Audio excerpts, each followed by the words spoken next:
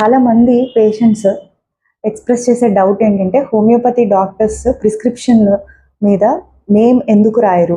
మీరు ఏ మెడిసిన్ ఇస్తున్నారో మీరెందుకు ప్రిస్క్రైబ్ చేయరు? అలాగే చాలామంది ఫోన్ కాల్‌లో సింప్టమ్స్ చెప్పి మెడిసిన్స్ చెప్పమంటారు. వాళ్ళక్కడ తీసుకుంటాము. మీరు మెడిసిన్ చెప్పండి అంటారు. సో, దీంట్లో ప్రాబ్లమ్ ఏంటంటే, అసలు దీనికి రీజన్ ఏంటి చెప్పకపోవడానికి అనే దానికి నేను ఈరోజు మీకు ఎక్స్‌ప్లెయిన్ చేస్తాను.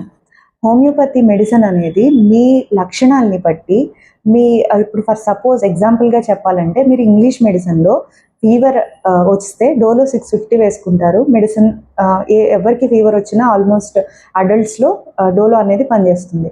హోమియోపతి మెడిసిన్ అనేది మీరు ఆ రోజు చెప్పిన సింప్టమ్స్ తీవ్రతని బట్టి, కాజేషన్‌ని బట్టి, మీ తత్వాన్ని బట్టి, అంటే ఒకే కుటుంబంలో ఇద్దరికి ఫీవర్ వచ్చినా ఇద్దరు ఫీవర్ కండిషన్‌లో వేరేగా సింప్టమ్స్ అనేవి చెప్తారు. సో, మేము ఇండివిడ్యువలైజ్డ్ సింప్టమ్స్‌ని పరిగణలోకి తీసుకొని మెడిసిన్ ఇస్తాం. ఎందుకంటే కేవలం ఫీవర్ అనే సింప్టమ్ మీద యాక్ట్ చేసే రెమెడీస్ హోమియోపతిలో కొన్ని వందల రెమెడీస్ ఫీవర్‌కి పనిచేస్తాయి. అందులో ఆ ఫీవర్ స్టార్ట్ అవ్వడం ఎలా స్టార్ట్ అయింది?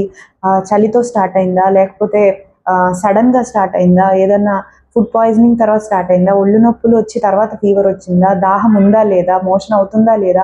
ఇవన్నీ సింప్టమ్స్ ఆ ఫీవర్ కండిషన్‌లో ఆ పేషెంట్‌కి వచ్చే సింప్టమ్స్ ప్రతీదీ మేము నోట్ చేసుకొని మేము మెడిసిన్ దాని యొక్క రిపిటీషన్ అనేది చెప్తాం.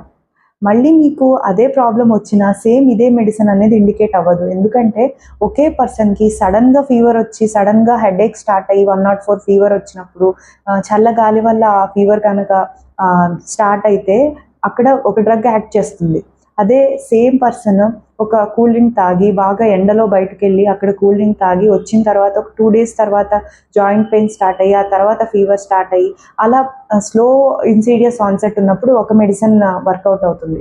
అలాగే మలేరియల్ డిస్ట్రిక్ట్స్‌లో ఎక్కువ డెంగ్యూ, మలేరియా ఇలాంటి ఫీవర్స్ ఆల్రెడీ వచ్చిన వాళ్ళలో అస్తమానం కొంతమందికి చలి, జ్వరం, వణుకు, ఒళ్ళు నొప్పులు, నీరసం ఇవన్నీ వస్తుంటాయి. అలాంటి పర్సన్‌కి వేరే మెడిసిన్ యాక్ట్ చేస్తుంది. సో, ఏ మెడిసిన్ ఎవరికి యాక్ట్ చేస్తుందనేది మేము ఆ హిస్టరీని బట్టి, ఆ పేషెంట్ చెప్పే సింప్టమ్స్‌ని బట్టి, మీ ఇండివిడ్యువల్ పర్సనాలిటీని బట్టి మేమిస్తాము. అందుకే మీరు మళ్ళీ హోమియోపతి స్టోర్‌కి వెళ్ళి సేమ్ అదే మెడిసిన్ కొనుక్కోవడం అనేది కరెక్ట్ కాదు. ఒక్కొక్కసారి దానివల్ల దుష్ప్రభావాలు కూడా ఉంటాయి.